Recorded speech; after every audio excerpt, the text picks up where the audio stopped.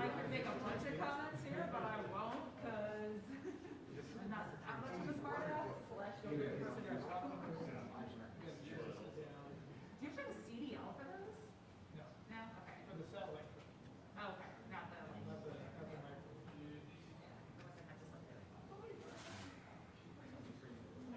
Yeah, it's nice not having. Oh, I'm sure, yeah.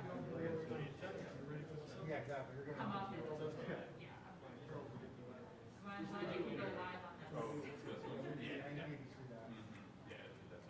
Standing off in a corner going live. Yeah, yeah.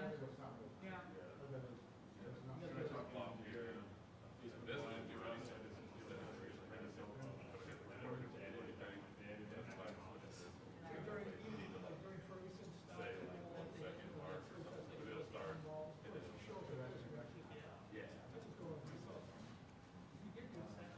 Yeah, especially now. Especially now, yeah. And then now you can use it, on their app.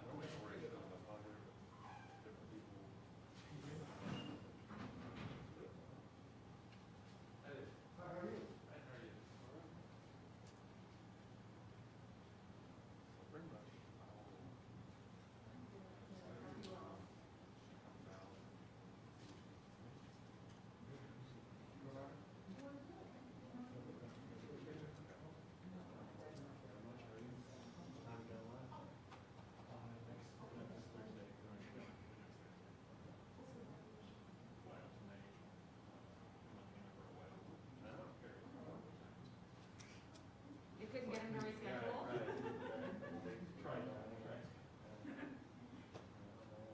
Come on, he's just delayed by like a week. I think you're gonna be cool with that, right?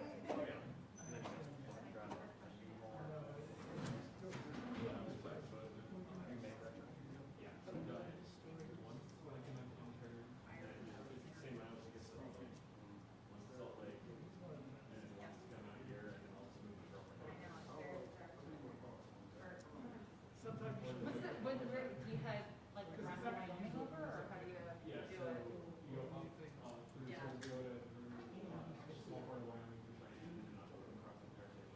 Fun.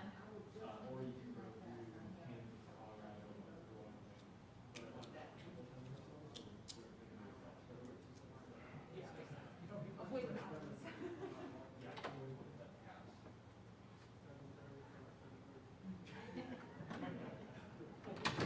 And I'll be going out.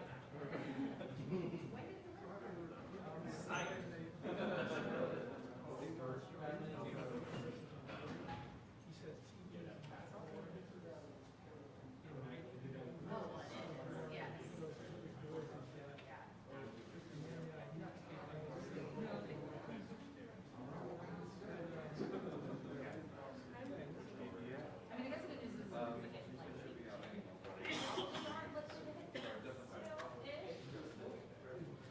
right, exactly. That is not shit.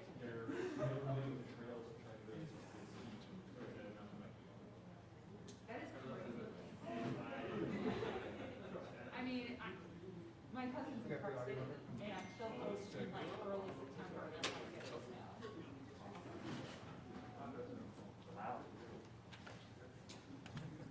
We have everybody's microphones.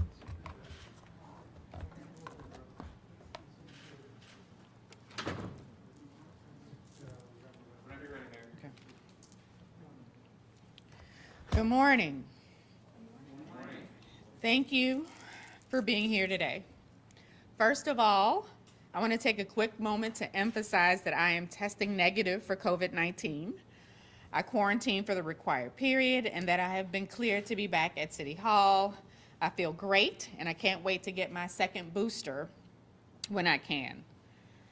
But to the matter at hand today, it's been an incredibly difficult few weeks for the city and our region. We've seen 3 elected leaders resign, including the former board president, Louis Reed, just yesterday, amid troubling allegations of bribery and corruption. If proven to be true, the self-dealing and corruption outlined in these indictments is completely unacceptable. illustrating how little these three individuals thought of their colleagues, of the people they were elected to serve, and of our entire city. The pay-to-play allegations in the indictment speak for themselves. What we can't measure are the businesses, the grocery stores, the homes that never came to St. Louis, particularly North St. Louis, because of issues like these. While I wholeheartedly believe that people are innocent until proven guilty, I also recognize, and I think our city does too, that the disturbing federal corruption charges brought against Louis Reed, Jeffrey Boyd, and John Collins Muhammed prevented them from doing the job that they were elected to do, to faithfully serve the residents of St. Louis. City residents will be better served by residents who are not facing federal indictments, and all three did the right thing by resigning. Now, our city can take the first tentative steps to move forward. Anyone who's followed City Hall knows that despite my administration's best efforts, President Louis Reed fought me from the day that I first stepped into this office. He refused to meet with me and my staff time and time again about the American Rescue Plan or other key issues. Jeffrey Boyd fought me since I became treasurer in 2012. And according to the indictment, John Collins Muhammed said that I'm on his shit list for trying to stop him from giving out illicit tax abatements. And that language says everything that needs to be said. But the charges outlined in the indictments go beyond any personal or political disagreements. The U.S. Attorney has pulled back the curtain on how certain politicians can exploit our city government for their own personal gain and profit. Let me be absolutely clear. No one wins in this situation. When politicians break the law to serve themselves instead of the people they were elected to serve, everyone loses. Everyone, including political opponents and the families of those indicted. I understand firsthand what it's like to keep loving someone unconditionally, even as they face consequences for their actions. That's a feeling families across St. Louis empathize with. Each day, I have taken time to pray for the families of those indicted, for those who have seen their futures thrown into limbo this past week. I know what it's like. So to all who are listening, please give grace and pray for those who are suffering through no fault of their own. All of us in this room follow what happens in this building, this office, because it's our job to do so. But I also understand that most St. Louisans don't follow all of the back and forth, every single City Hall tit for tat. While local government is important, and I'd argue the most important level of government, St. Louisans are busy people, concerned about making ends meet, how they'll put food on the table, or pay for childcare this month, or rent. And I want St. Louisans to know that no matter the political intrigue of the day, my office remains laser focused on delivering and improving the services that touch people's lives on a daily basis. Fixing our roads, picking up the trash and recycling, protecting communities from COVID-19, making our neighborhoods safer, and creating opportunities for our young people and their families. St. Louis is heading into a new era, uncharted territory. None of us have a crystal ball, and we cannot predict if there are more federal indictments to come. But here's what I do know. St. Louisans' faith in their government has been shaken once again, betrayed by those who allegedly sought to use their public office for private profit. As elected officials, we recognize the trust we often hold is fragile. In this case, that confidence has been shattered by the serious corruption charges outlined in these federal indictments against 3 prominent elected leaders. Some steps are already being taken to pull these pieces back together and restore integrity. SLDC has been working to create a more transparent, accountable tax incentive system, and that work continues. Earlier this week, SLDC announced a freeze on LRA transactions from July to October as the agency looks to assess and standardize its practices and processes. And an important point for clarity. According to SLDC, LRA did not grant an abatement for the property in question. The developer will be required to pay current taxes and any and all future incremental taxes on this project. My administration is currently reviewing potential ethics language and legislation that the city can implement to guarantee that elected leaders work for the people who elected them, not special interests and insiders.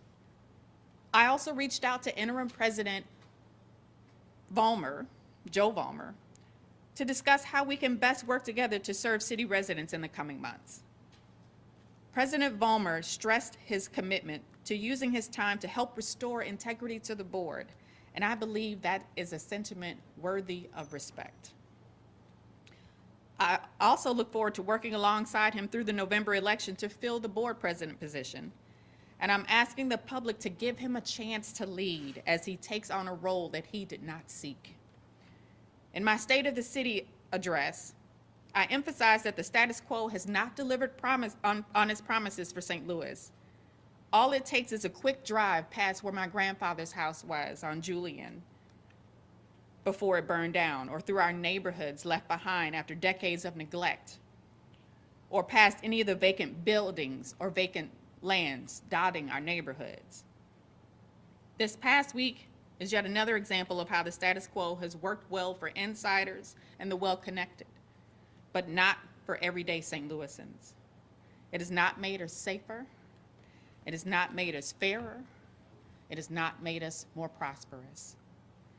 And it's the status quo that brought us here today, responding to yet another indictment.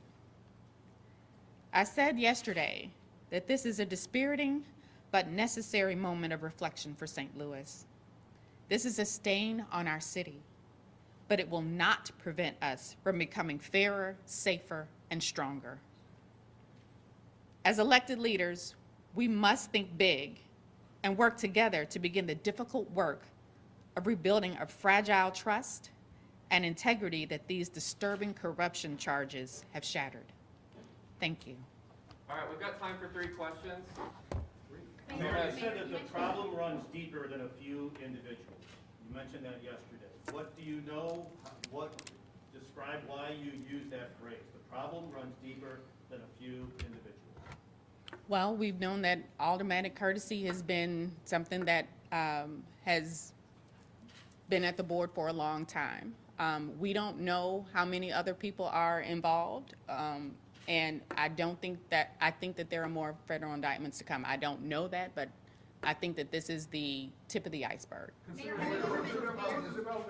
part of the indictments that particularly disturb you one area more than the other? Is it the overall sense of it, or is there one area that really stands out in your mind as particularly troubling about what's alleged here? I think that all of it's troubling. The bribery, the corruption, the trading money for tax abatements and tax incentives, it's all very troubling. And so we'll just follow the process as it goes through the judicial system. The city of St. Louis elects a board of aldermen president in many ways to be a check on you, on the mayor's office.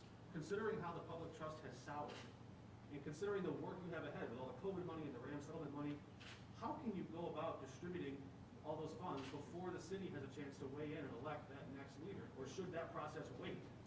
I think that process should continue. We should continue the work of the city of St. Louis. We have an interim president and President Joe Vollmer. He's been on the board for many, many years. He is versed in how the board works. So I think that we should continue that process because the clock is ticking on ARPA funds. So we have to move. We have to continue that work. If this All right, happens, thank you all. Thank you. have you ever been approached with cash offers, Mayor? When was it learned that they first deceived the city of St. Louis? Jeffrey and a president of the Board of Aldermen